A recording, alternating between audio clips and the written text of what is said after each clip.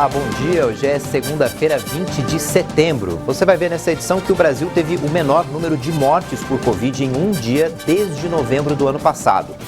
Os Estados Unidos admitiram um erro terrível num ataque que resultou em mortes de civis no Afeganistão.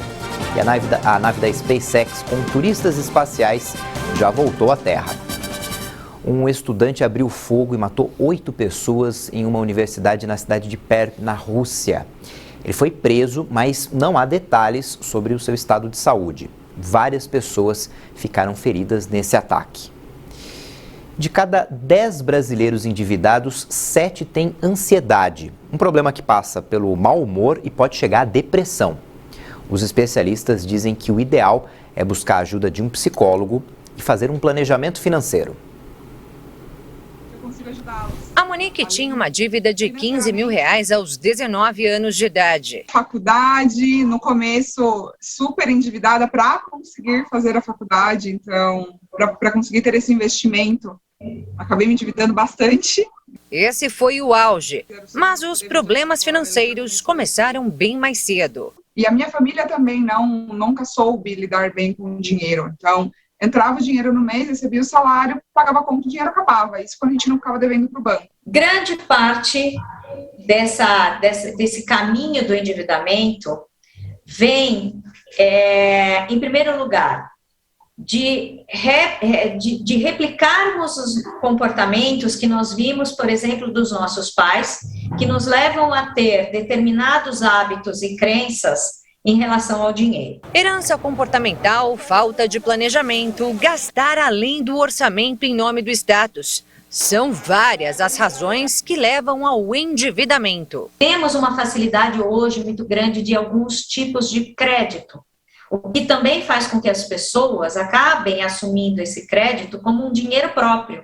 Eu não percebo que ele é um dinheiro de crédito que o banco está me disponibilizando num juros muito acima do que eu deveria pagar. Mais de 62 milhões de brasileiros estão com as contas atrasadas. E, em média, cada um deles deve aproximadamente R$4 mil. Segundo o Serviço de Proteção ao Crédito, o prejuízo vai muito além dos problemas financeiros, porque de cada 10 pessoas, 7 sofrem de ansiedade ou outros distúrbios, justamente por não conseguirem pagar as suas dívidas. E muitos acabam na terapia.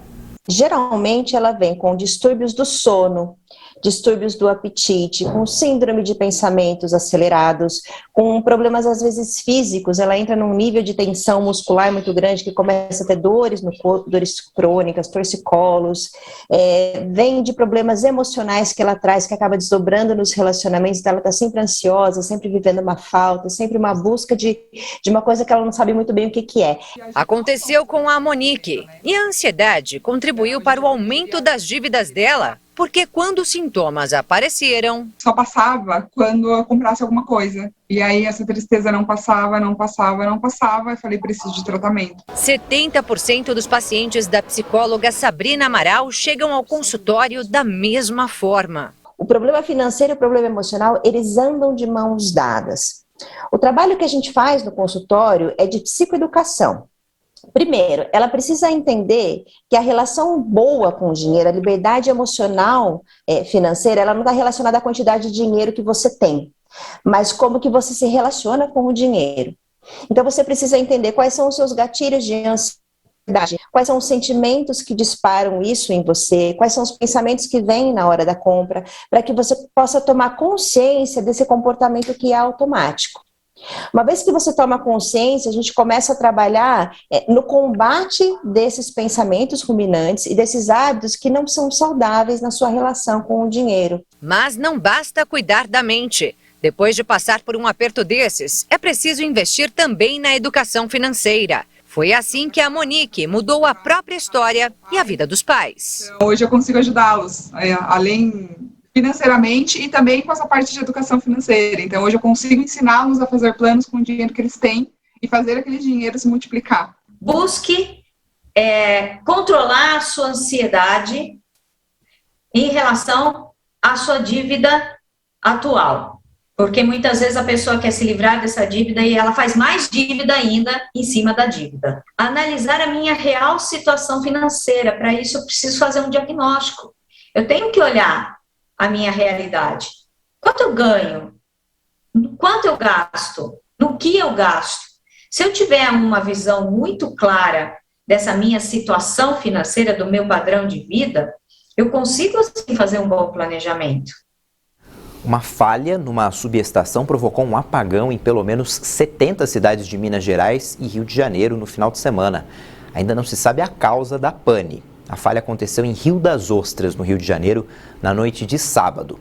De acordo com o operador nacional do sistema elétrico, o problema não teve relação com a crise hídrica. Por falar em crise hídrica, vamos ver como é que fica a previsão do tempo hoje em algumas regiões do país. Começando pela região sul, em Maringá, no Paraná, vai fazer calor hoje, mínima de 23, máxima de 39 graus. No centro-oeste, em Goiânia, também tem altas temperaturas com máxima de 38 graus. Em Salvador, na Bahia, o sol aparece entre nuvens com mínima de 23 e não vai fazer tanto calor assim, máxima de 27. No Rio de Janeiro, o tempo também fica um pouco mais fechado, máxima de 27 graus também. E em Ji-Paraná, em Rondônia, a mínima hoje é de 24 graus e a máxima pode chegar aos 38. Os 4 turistas espaciais da SpaceX pousaram no Atlântico no fim de semana, na costa da Flórida, depois de 3 dias no espaço.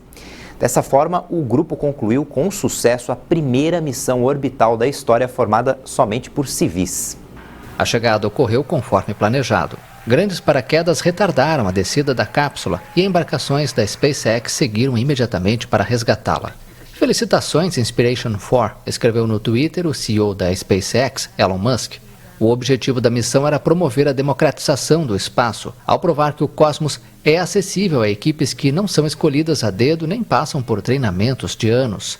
A cápsula Dragon viajou mais longe do que a Estação Espacial Internacional, a uma órbita de 575 quilômetros de altitude, e circulou o planeta mais de 15 vezes a cada dia. O Ministério da Saúde lançou um plano nacional de testagem da Covid-19 em 6 cidades. Já foram distribuídos 4 milhões de testes rápidos de antígeno e a previsão é de chegar a 60 milhões até o final do ano, para identificar casos sintomáticos e assintomáticos na população geral e em grupos vulneráveis. O ministro da Saúde, Marcelo Queiroga, participou da cerimônia de lançamento em Natal, capital do Rio Grande do Norte. O evento foi realizado de forma simultânea também em Porto Velho, Campo Grande, Macapá, Belo Horizonte e Foz do Iguaçu, no Paraná. Segundo Queiroga, os resultados do plano servirão para monitorar os índices de contágio e as variantes do coronavírus e orientar sobre medidas de controle da circulação do vírus nas 5 regiões do país. Quem fizer teste e tiver resultado positivo terá que iniciar o isolamento social. Quem não acreditava na campanha de vacinação do Brasil é porque não acredita no SUS. Se não acredita no SUS, não acredita na Constituição Federal. E se não acredita na Constituição Federal, não acredita no Brasil. Então vamos vencer o nosso único inimigo, que é o vírus. O vírus é o nosso único inimigo. E nós estamos conseguindo, vacinando a população, agora ampliando a nossa capacidade de testagem. Todos lembram que no começo da pandemia era difícil realizar os testes, porque a infraestrutura não era só no Brasil, era no mundo todo. Ela não existia. Hoje, os nossos LACENs, eles foram aprimorados com o investimento do Ministério da Saúde para realizar o RT-PCR. E a tecnologia evoluiu e hoje nós temos os chamados testes rápidos de antígeno, que em 15 minutos fornece o resultado. Aquele que dá positivo, ele é isolado.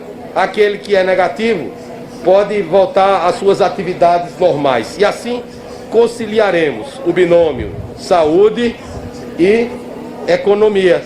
A testagem será reforçada nas unidades básicas de saúde para pacientes com sintomas e em pontos de triagem em locais de grande circulação para pessoas assintomáticas. O teste de antígeno é feito com amostras de cotonete de nasofaringe, fica pronto em 15 minutos e consegue diagnosticar a infecção viral atual, mas não detecta os anticorpos adquiridos. Em agosto, o Ministério da Saúde realizou o projeto piloto do plano em Brasília, com a testagem de 217 voluntários. O resultado foi de que 94,9% dos testes deram negativo para a Covid e 5,1% deram positivo. Esses voluntários, no caso, receberam atestados médicos e foram encaminhados para o isolamento em casa. Segundo o ministro, a estratégia do Ministério da Saúde engloba ainda a pesquisa de prevalência de infecção por Covid-19 no Brasil. A estratégia do Ministério da Saúde de testagem, ela é baseada no tripé: testes na atenção primária para os pacientes sintomáticos. Essa estrutura de testagem para os pacientes assintomáticos. E o terceiro ponto é a nossa campanha de soroprevalência, chamada de PrevCov, que já testou mais de 30 mil brasileiros e tem o objetivo de testar 200 mil brasileiros. Tudo isso com recursos do Ministério da Saúde. E se são recursos do Ministério da Saúde, são recursos do povo brasileiro. Então, essa estratégia de testagem será importante, como eu já falei para vocês, e nós vamos distribuir até o final do ano 60 milhões de testes. De acordo com Queiroga, a infraestrutura de testagem também foi reforçada em todo o país, com investimentos do Ministério nos laboratórios centrais de saúde para a realização de exames do tipo RT-PCR, que também detectam a infecção enquanto ainda está ativa. Morreu ontem o ator Luiz Gustavo, em consequência de um câncer no intestino. Luiz Gustavo tinha 87 anos de idade. Ficou famoso por interpretar personagens como Beto Rockefeller na TV Tupi, o Vitor Valentim na novela Tititi e o Vavá no programa Sai de Baixo na TV Globo.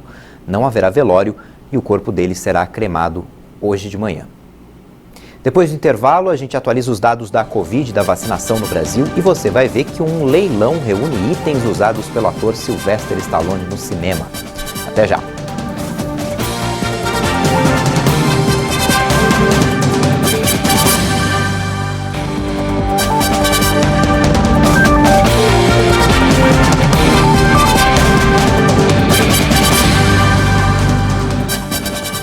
O presidente Jair Bolsonaro está em Nova York, nos Estados Unidos, para participar da Assembleia Geral da ONU amanhã.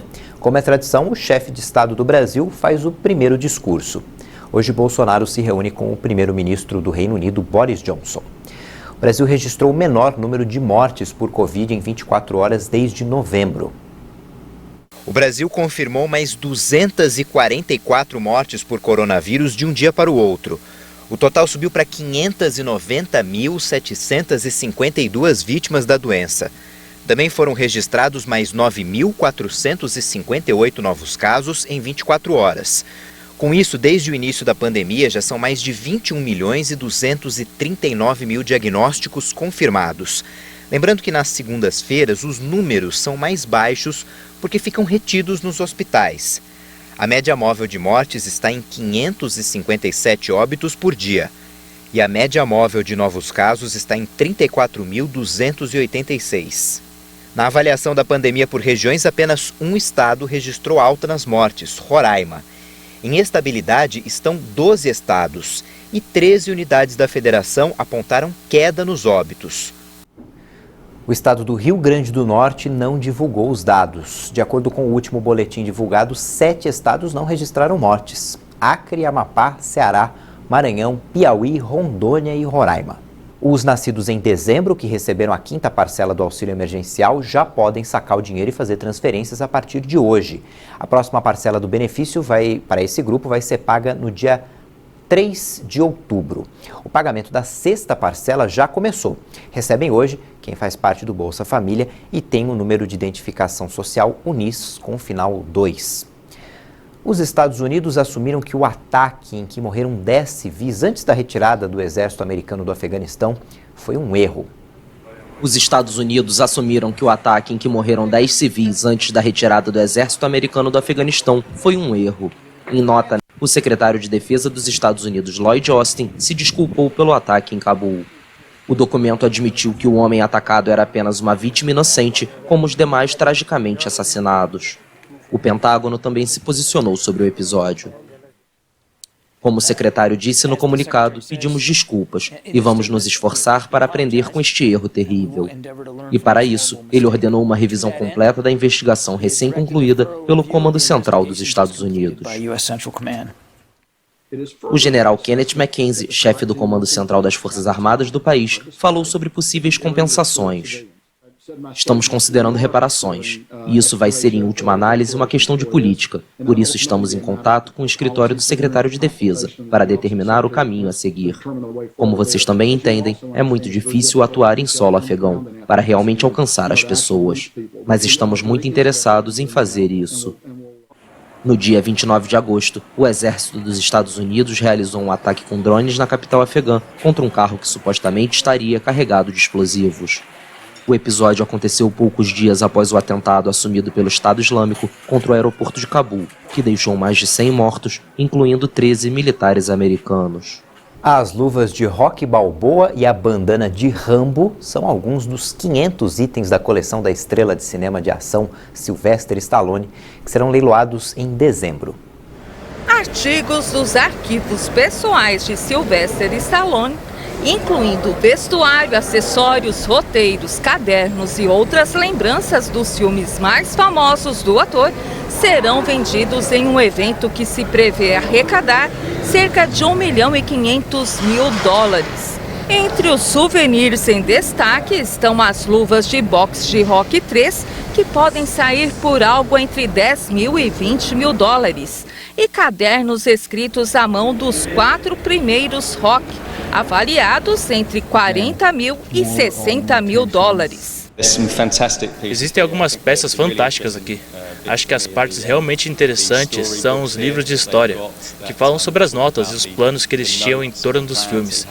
E são pequenas notas, pequenos detalhes, uma parte tão comovente dos filmes. E quando eles estavam escrevendo, provavelmente não significavam muito na época, mas passaram a significar coisas para muitos, por tantos anos. Explica Lee Douglas, fã de Stallone. Aos fanáticos de Rambo estará disponível uma coleção de facões dos 3 primeiros filmes, por valores entre $10 mil e $20 mil cada um. E também a bandana de cabelo usada por Stallone em Rambo 2, avaliada entre $8 mil e $10 mil, entre outros produtos. Ele faz o tipo esportivo, e é isso que representa, esportes e trabalho duro, e as pessoas se identificam com isso. Declarou Martin Nolan, diretor executivo da casa de leilões Julians, em uma prévia dos aspectos mais destacados dos lotes do leilão. Questionado sobre por que o ator de 75 anos está vendendo os artigos, Nolan disse: ele está se mudando, ele está vendendo a casa, então este é o momento perfeito para diminuir o tamanho. Nascido em Nova York em 1946, Stallone encontrou a fama com o filme de boxe, vencedor do Oscar de 1976, Rock, logo se tornando uma das maiores estrelas do cinema de ação de Hollywood. Essa edição fica por aqui, mas no YouTube você pode rever nossas reportagens. E daqui a pouco, 10 da manhã, no horário de Brasília, tem outras informações. Tchau, bom dia e boa semana.